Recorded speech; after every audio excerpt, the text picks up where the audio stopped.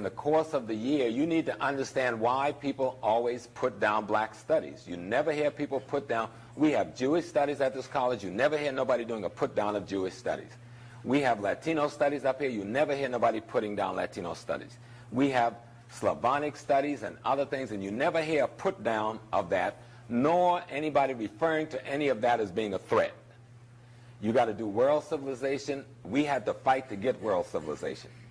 You do what do you call it, history, European history. Nobody ever do a put down of European history. You do the United States history. There's never a put down. You only get the put down when somebody talks about African history. And you need to understand why. And we contend that why the put down is here is because there's an academic fraud and falsification of history that has been validated as fundamental historical reality, and we've challenged that and intend to further challenge that with scientific proof. The way they deal with scientific proof when black people present it is saying it doesn't matter. You see? When they present something and you offer to present something, they say it's got to be scientifically valid. When you come with something that's scientifically valid, they say it doesn't matter. What we've got to take the posture is what is being said doesn't matter. And what we've got to do for many of you, and I feel a lot of you, because I feel, when you stand in front of this class, you feel people's energies and attitude. Y'all got to give up being afraid. And some of you in this session have even said, so what? So my position is, do you say so what about philosophy class? No, you go in and gobble it up. You want to do the Platonian thing, or the Aristotelian thing, or you want to quote Homer. But when Homer's poems were still being orally recited in the pastures of Greece, Africans were building pyramids and running university systems. So you have to make a decision about how honest you're going to be with your own consciousness if you really want to learn. If you just want to be indoctrinated as some brown skin, light skin, and black skin white supremacist, then I would suggest that you go the way you've been going. Let me sort of like show you how we got where we're at today with some of the stuff that has gone down today. Africa, and you can see the size of it, and Europe, you can see the size of it. Then one would say, how did this little group of people beat this big group of people? First of all, this big group of people didn't invade this little group of people with an intent of killing or destroying them. Indeed, didn't invade them at all. But this group of people invaded this group of people with the intent of killing and destroying them. In the 1890s, there was a big conference in Europe. Anybody know what that conference called? It was a conference on Africa.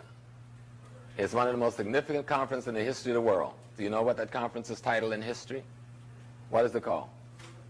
It's called the Berlin Conference. When you study Africa, you will find that the First World War was fought over Africa, and so was the Second World War. Of course, you'll be confused, and somebody will tell you the Second World War was fought over the Jewish presence in Europe. That's not true. What happened to the Jews was a historical incident, but that's not why the war was fought. They'll tell you the First World War was fought because somebody shot the Duke of Austria, and in the history book, that lie is perpetuated, the shot that was heard around the world. Have anybody ever heard the shot that was heard around the world? You know about the shooting of the Duke of Austria? Have anybody ever explained who shot him to you? Have they ever explained to you why the Duke was shot? Have they ever explained why shooting this Duke would start the First World War? They just throw it out there. The shot heard around the world, the killing of the Duke of Austria, and somehow that is equated to being what started the First World War. But no one goes back to the 1800s. And no one goes back to the white missionaries all over Africa who's posing as missionaries but sending back logistical information on what river is the best and most navigable, where is the mineral, the geologists there are sending back where is the mineral resources. Others are saying what is the best farmland, and so forth and so on.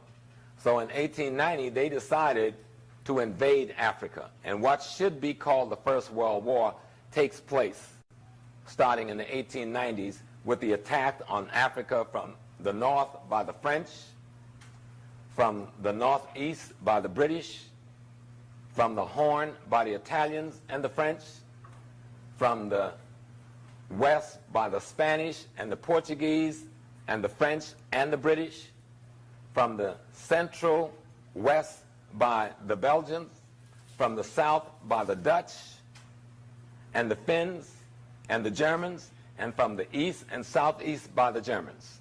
All of them attacked Africa simultaneously, and it is not even referred to as a war.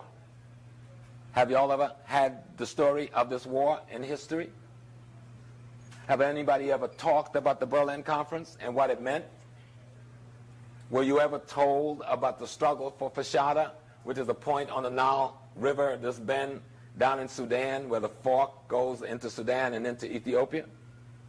Did they ever explain, while the British with the Arab Egyptians began to invade the Sudan, the Italians began to invade Ethiopia, the French invade Morocco and Algeria, the Spanish invade Mauritania and what is now called Sahara, the French invade what is Senegal, Mali area, while the Portuguese invaded what is part of Guinea area, while the British invades, again, what is Nigeria and Ghana, and the German invades what is Gabon, Congo, and Angola, and Namibia, but the Portuguese controls Angola, so the Germans had to run down to Namibia. In the course of all of this, when the fighting was finished and the bloody wars had been fought, the Germans was left with the short end of the stick. Notwithstanding, they had called the conference in the first place to cut Africa up between the Europeans.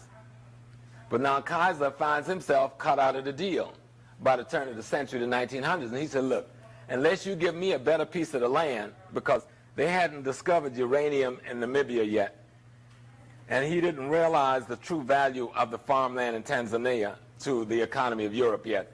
So stuck with Tanzania and Namibia, which is mostly a desert, the Germans hit the ceiling. And when the Germans couldn't get a better deal on the African mineral resources, Germany went to war to find those resources in Europe. And where did they go? They went after what? Alsace-Lorraine in France. What mineral resources is there? Or Alsace-Lorraine. The coal fields of Europe is in that part of France. They went for Poland. What is in Poland? The timberland of Europe is in Poland. And then they went for the Rhineland. What was in the Rhineland? The best farmland, or the breadbasket of Europe. That's what Germany did, because they cut Germany out of a significant piece of Africa, with French getting the cream of the crop and the British getting significantly next to the French.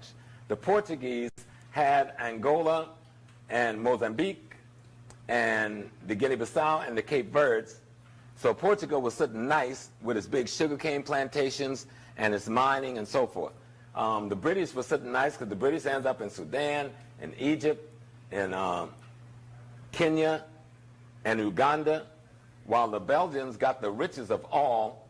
Leopold, the king of Belgium, gets Zaire, or what was then the Congo, which was the center of mineral wealth at that point.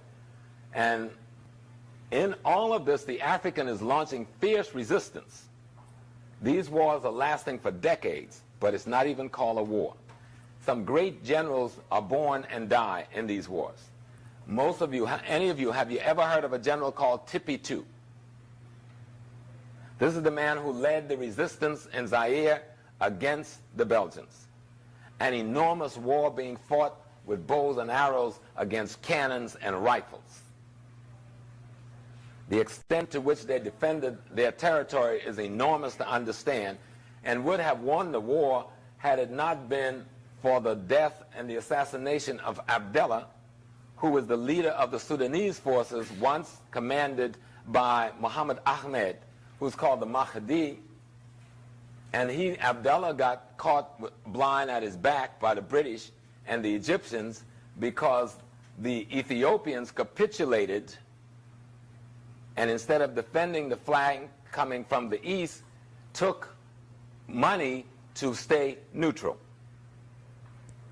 And that was predicated on some funny relationships between the Italians and them, because Ethiopia had a Christian theocracy governing it, and the people they were fighting were Christians, so they found some brothership in this Christian relationship.